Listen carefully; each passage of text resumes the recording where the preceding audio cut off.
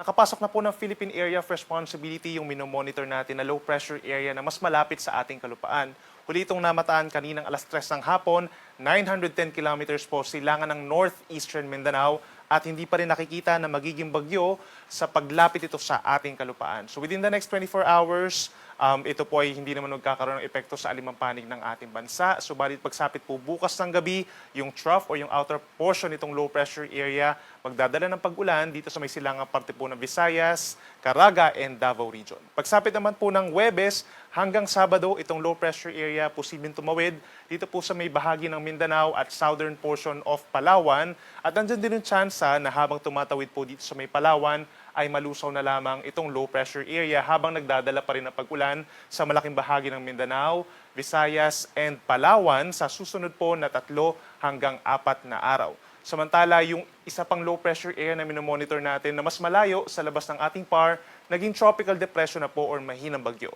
As of 3 p.m. ay nasa higit 2,500 kilometers ito silangan ng Mindanao as of 3 p.m. at may taglay na hangin na 55 kilometers per hour.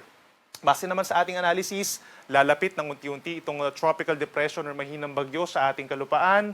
Kikilos siya westward or west-northwest, babagtasin yung Southern Mariana Islands, itong Western Pacific Ocean hanggang sa makapasok ng Philippine Area of Responsibility pagsapit po ng Sabado or Linggo. Kapag bagyo siya at nakapasok po ng PAR, tatawagin po natin itong bagyong Kaloy o yung magiging pangatlong bagyo ngayong 2026. Isa sa mga nakikita nating senaryo regarding this pre-Kaloy ay yung pagpasok niya dito sa may North Philippine Sea ay lilis po siya ng direksyon. Lalapit lamang ng bahagya dito sa may Northern Luzon at ikilos palayo ng ating kalupaan at unti-unting hihina. Isa lamang po yan sa mga senaryo na posibleng mangyari at lagi po magantabay tayo dahil posible pang mabago yung timing, yung senaryo, yung epekto nitong mga weather systems na ating monitor sa ating bansa.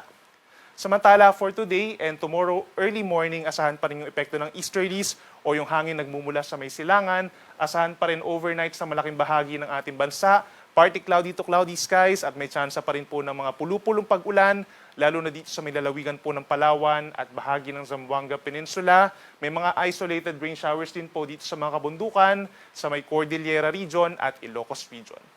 Bukas, araw po ng Miyerkules, das May 6, asahan pa rin ng fair weather conditions. Ibig sabihin, wala namang tuloy-tuloy na malalakas po ng pag-ulan sa malaking bahagi po ng Luzon.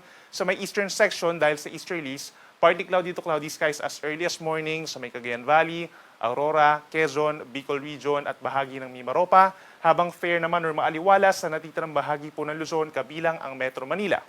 Then pagsapit po ng hapon hanggang gabi, may mga pagkulimlim din lalo na dito sa bahagi po ng Cordillera Region and Ilocos Region. Dulot lamang yan ng mga localized thunderstorms. Habang dito sa Metro Manila at mga nearby areas, maliit pa rin ang tsansa ng ulan. Pagdating naman sa temperatura for Metro Manila, posibleng umakyat pa rin sa 35 degrees Celsius na mataas at mainit po. Habang dito sa may Tuguegarao City, posible pa rin umabot sa matinding init na 38 degrees. Ito po ay air temperature pa lamang. Hindi pa ito yung tinatawag natin na heat index o yung nararamdaman mismo ng ating katawan na mas mataas by 2 to 7 degrees Celsius. Kaya't paalala pa rin ang pag-asa, make sure na meron tayong baon na payong o sombrero kung lalabas po from 10 a.m. to 4 p.m. at ugaliin po ang pag-inom ng tubig. Sa ating mga kababayan po dito sa Palawan, sa may central and southern portions, mataas ang tsansa ng mga pag-ulan bukas, araw ng Miyerkules. Habang dito naman po sa may Western Visayas, sa may Panay Island, asahan po sa umaga may mga tsansa na po ng mga isolated or saglit lamang po ng mga pag-ulan or pagkidlat pagkulog. The rest of Visayas, partly cloudy to cloudy skies bukas at may tsansa lamang ng mga pulu-pulo lamang ng mga pag-ulan or mga pagkidlat pagkulog, lalo na po sa may eastern sections, pagsapit ng tanghali at hapon. Sa malaking bahagi ng Visayas, pinakamataas sa temperatura, 32 degrees Celsius, habang sa may Palawan, mas mainit at 33 degrees Celsius. At sa ating mga kababayan po sa Mindanao, katulad ng weather conditions as today, sa umaga pa lamang may tsansa na ng mga pag-ulan dito sa may Zamboanga Peninsula and Basilan. Hindi naman po yan magtatagal. Partly cloudy skies in general for the rest of Mindanao. At magkakaroon ng mga kaulapan lamang pagsapit po ng hapon hanggang gabi sa samahan lamang ng mga pulupulong pag-ulan or pagkidlat, pagkulog. Magiging mainit din po sa malaking bahagi ng Mindanao, kabilang ng Zamboanga City, up to 34 degrees Celsius. At sa may Davao, aakyat pa hanggang 36 degrees Celsius. Para naman sa lagay ng ating karagatan ngayon at bukas, wala po tayong gale warning or babala sa mga delikadong alon. But make sure na kapag mayroong mga thunderstorms, lalo na sa may eastern sections, pagsapit po bukas ng hapon at gabi, mataas ang tsansa na nagkakaroon ng mga paminsan-minsang mataas na alon na pumapalo hanggang 2.5 meters. Medyo delikado yan for our small sea vessels. But for the rest of our seaboards, asahan naman yung banayad hanggang minsang katamtaman na karagatan na sa kalahati hanggang 1 metro.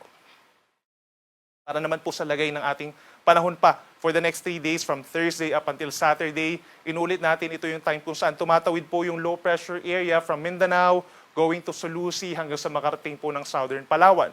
So pagsapit ng Thursday, may mga areas po sa may Southern Bicol, kabilang na ang Mayon Volcano, no, yung mga kababayan po natin sa Albay, posible yung mga pag-ulan, mga light to moderate rains, ganyan din sa may Catanduanes, Sorsogon, Masbate, Romblon at lalawigan po ng Palawan, dito sa may parting Sulusi. Yan ay dahil dun sa trough or outer part ng low pressure area. Then pagsapit ng Friday and Saturday, hindi apektadong malaking bahagi ng Luzon, except pa rin dito sa may Romblon at sa lalawigan po ng Palawan.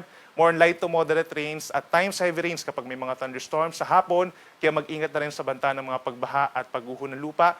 Inulit natin, majority of Luzon, partly cloudy to minsan, clear skies naman sa umaga hanggang sa tanghali at may mga chance rin ng mga pag-ulan, lalo na sa may timog na bahagi ng Luzon. Sa ating mga kababayan po sa Visayas, kapansin-pansin, from Thursday up until Saturday, makulimlim na panahon, affected din po ang Visayas, kahit maliit yung chance na dadaan po doon ang low pressure area, may mga light to moderate rains, hindi naman siya tuloy-tuloy, madalas magiging maulap, at minsan nga mayroong mga thunderstorms po na posibleng magdulot ng mga pagbaha at pagguho ng lupa. So lagi tumutok sa ating mga thunderstorm advisories or worst case, possible din yung mga heavy rainfall warnings na saglit. Temperature natin sa may Metro Cebu hanggang 31 degrees, habang dito sa may Tacloban and Iloilo hanggang 32 degrees Celsius. At sa ating mga kababayan po sa Mindanao, pagsapit po ng Thursday, may epekto na sa malaking bahagi nito sa may Caraga region, Northern Mindanao, yung low pressure area sa may Davao region, ilang bahagi ng Soxargen, maulap na kalangitan, may tsansa ng mga kalat-kalat na ulan and mga thunderstorms. Ang Zamboanga Peninsula and Bangsamoro region, posibleng unarin na rin pagsapit po ng Thursday ng gabi. At over Friday and Saturday, malaking bahagi po ng Mindanao ang magiging maulap at sasamahan din ito ng mga pag-ulan. Again, hindi tuloy-tuloy yung mga pag-ulan pero minsan lumalakas po ito. Kaya mag-ingat na rin sa banta ng mga pagbaha at pagguho ng lupa knowing na nagkaroon na rin ng mga pag-ulan nitong mga nagdaang araw. Temperatura natin sa may Metro Davao, medyo mainit pa rin no, kahit umuulan, hanggang 34 degrees Celsius, gayon din sa may Zamboanga City, Cagayan de Oro hanggang 31 degrees Celsius. Ang ating sunset, 6:40 ng gabi at ang sunrise bukas, 5:32 ng umaga.